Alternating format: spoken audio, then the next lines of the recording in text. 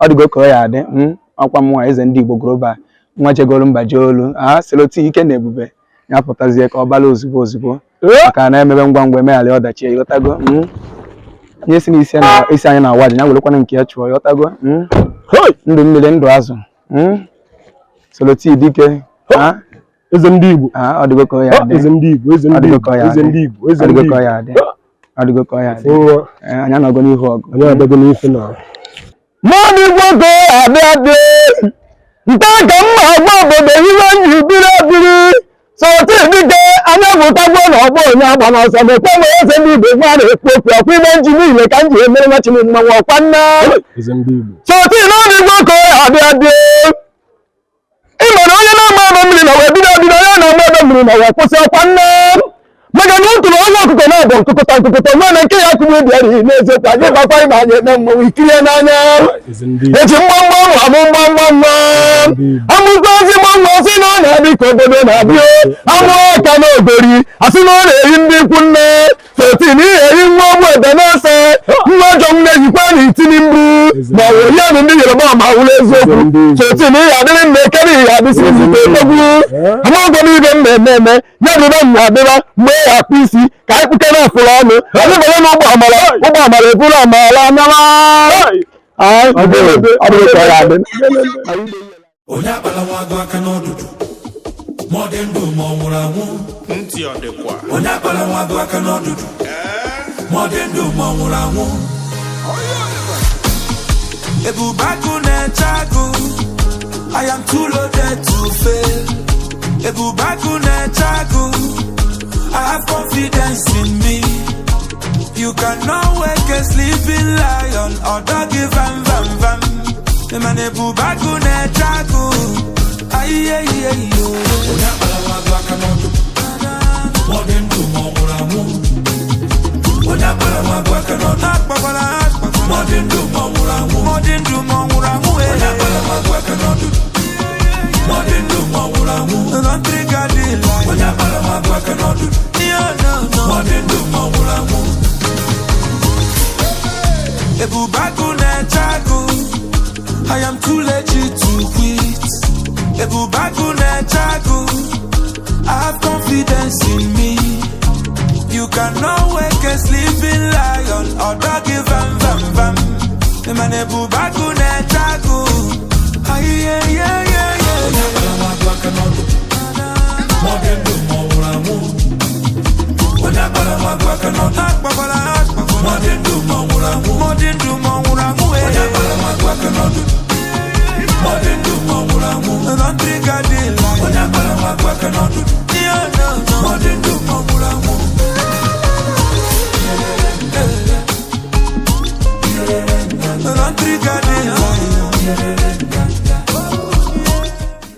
ndị a na-eji Ime-Ego Nwanyi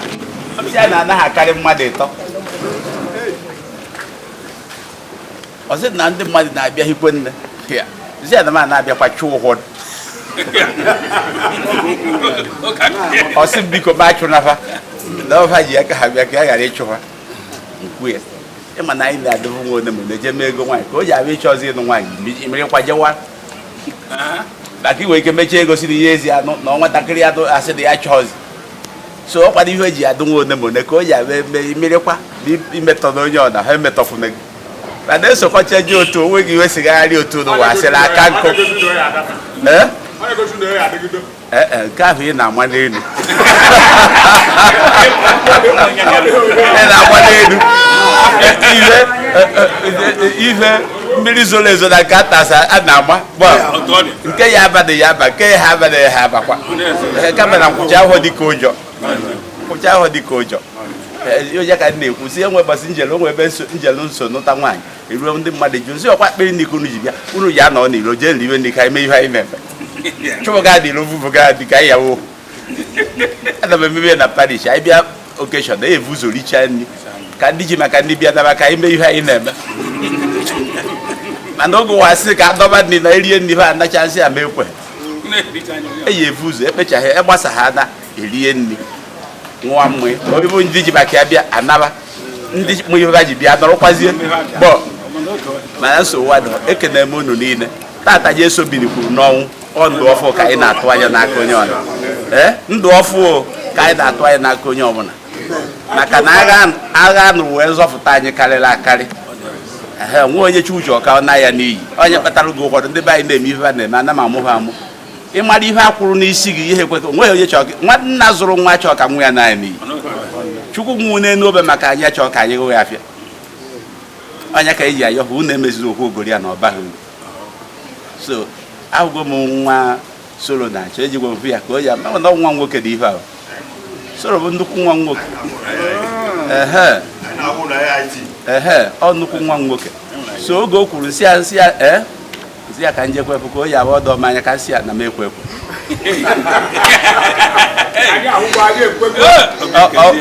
unu kwekwodo isi na m ekwe okwu ebe ejekwa ofu kwere ọ na-ekwe maka ị na-ekwe ha wọ so mkpe ekpere ngozi unu ka ihe anyị na-eme ka ọ gaba ka ọ gaa ọfụma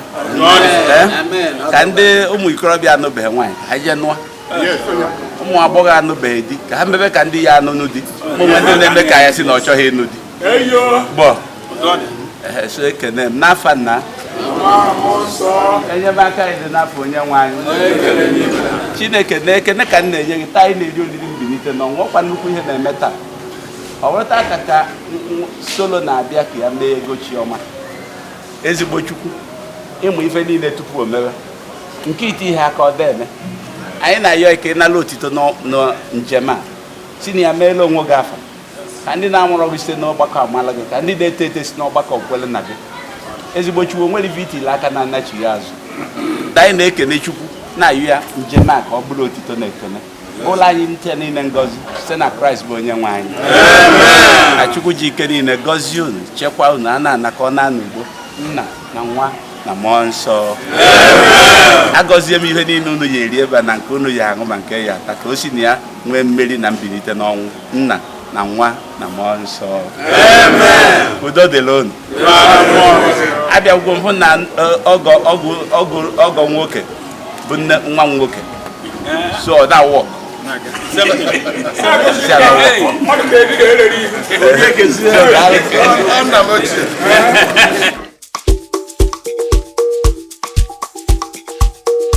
ihe unu mere dị mma anyị wee na-asị ka Chineke onye pụrụ ime ife niile ya kwụghara unu ugwu unu kwụnyere anyị ya mee gịnị iji unu bịara ahụ ije mmiri ọghọwo ije mmiri ọ bụghị ije anwụ ifeọma ọhụrụ unu Tochukwu oyi azụ unu nyaahụ anyị onwe anyị ifeọma anyị yọ Chukwu oyi azụ nye anyị nke anyị ma na ọzọ igwe azụ Chukwuọma onye pụrụ ime ife niile anyị na-arịọ ka ọ bịa were ọjị nke a teere anyị mmanụ obi unu dị anyị ahụ mma ọnụna unu dịkwa anyị ahụ mma otu ahụ ka nke anyị si ya dịkwa unu mma ife unu ya enye anyị ọya aka unu nke anyị enye unu ahịa akọ anyị ife ọma merere onye ọna na ezinụlọ ya anyị na-arịọ Chineke ka ọ bịa nara onyinye nke a tere anyị mmanụ mgbe anyị na-erikarịte ndụ dịte arụ ike site na Kraịst onye nwe anyị.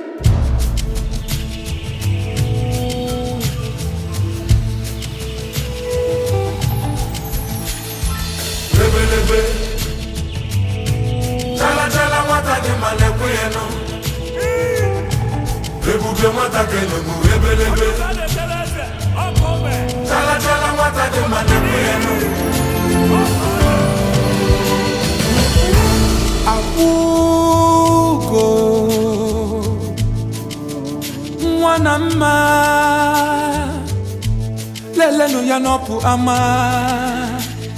Imakwa na Nwanyi na kibie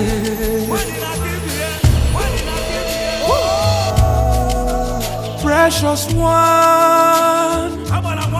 epitome of beauty. see her in all her glory. This is not your regular woman.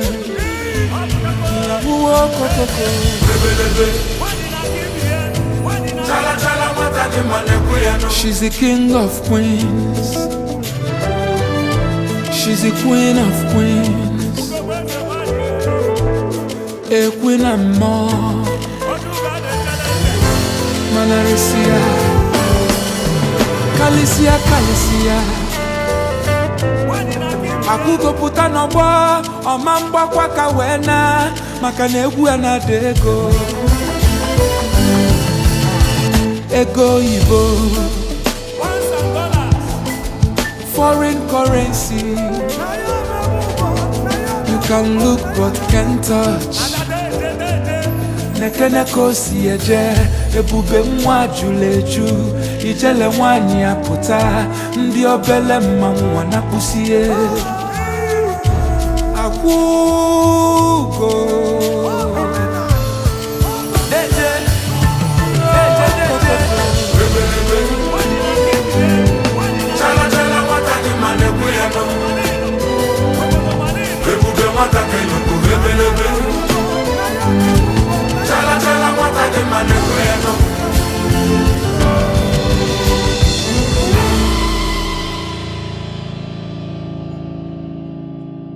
Hello everyone, my name was Juliet Chioma. Now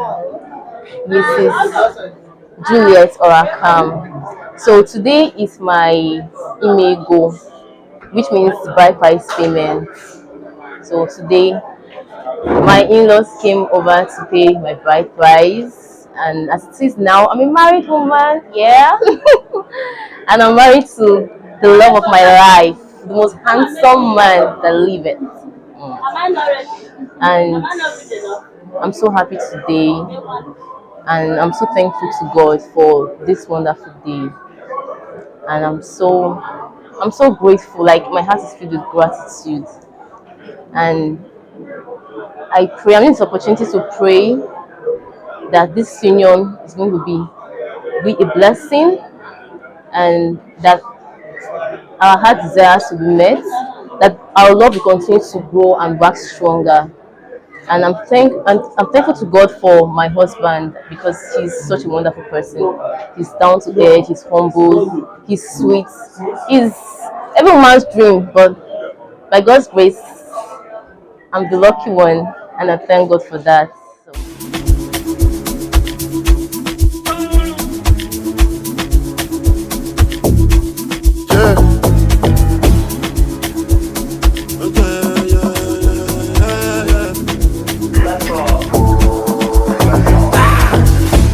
Touchdown, also get me. You know that I'm not one of them. Godogu looking like $1 million.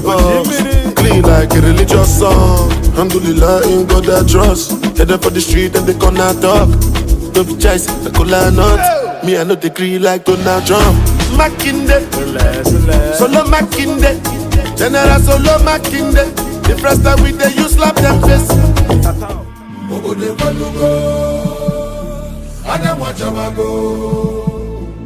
Adaputago, if I may go,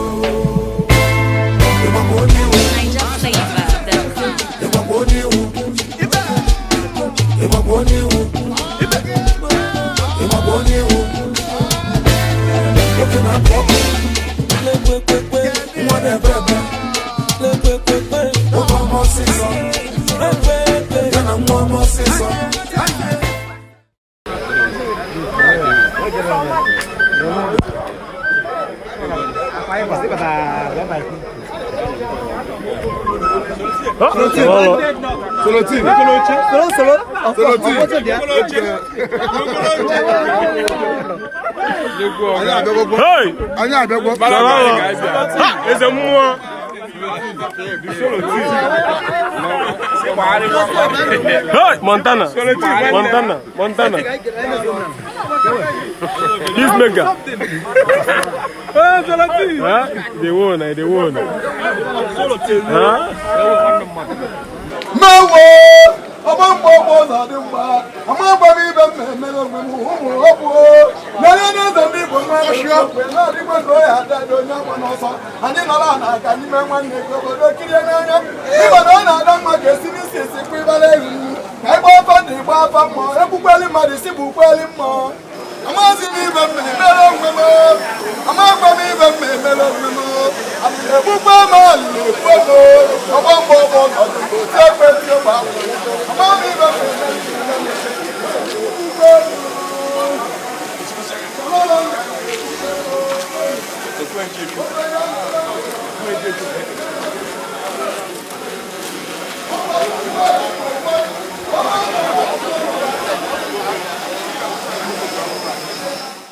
ndị be anyị ọmụ a bụ Solomon Tochi Orakam onye ji soloti ebube agụ wee malụ tata niile 9th of April 2023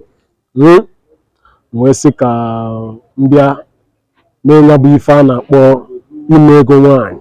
He that findeth a wife finds a good thing. No ife Bible kwuru, so wee sị na usoro ya ka anyị nọ na ya. So tata niile anyị abịalugo abụọ dịkwa n'ọgbụba anyị. Ụnụ n'anya ọ na-afụ squad song wee bịa ọwụọ na n'ọmụ abụọ kacha jide ego ma ọmụ abụọ kacha eme mana ihe a na-akpọ bụ ugwu bụ nkwanyere na nna akwanyere ndị mmadụ wee woo tata ndị mmadụ wee si na fa ya esorole m wee bịa nya bụ ife. So ana m ekele onye ọbụla ọ dịla izi ife nna anyị mere ka m sị ka m mee ọwọkwa iwu ka m na-ada ọ usoro ife onye na-eme ife ọma ya na-elute ya aka ọfọ ka m gwọrọ ka ọ na-akọ ya isi wee ree. So na-ekele Chineke mere ka tata ifo climate weather nwa na-akwa acha nke a gosi na eluigwe kwadoro ya bụ ife wee bịa na mmezu tata. Ana m ekene onye ọbụla na-ekenekwana ndị ọgọ anyị ndị anyị bịa na nkifa anyị nabata anyị na-ekene ndị ụmụnna m onye ọbụla wee sosie m ike wee sị na fa ya esorole m wee bịa ya bụ isi mmeri bịa afọ ife anyị na maka ije anyị bịa bụ ije mmeri. So obi bụ nsọ aṅụrị ndị friends and well wishers so wee bịa ya bụ ije asị na Chineke ya emere ụnụ ya. Amen.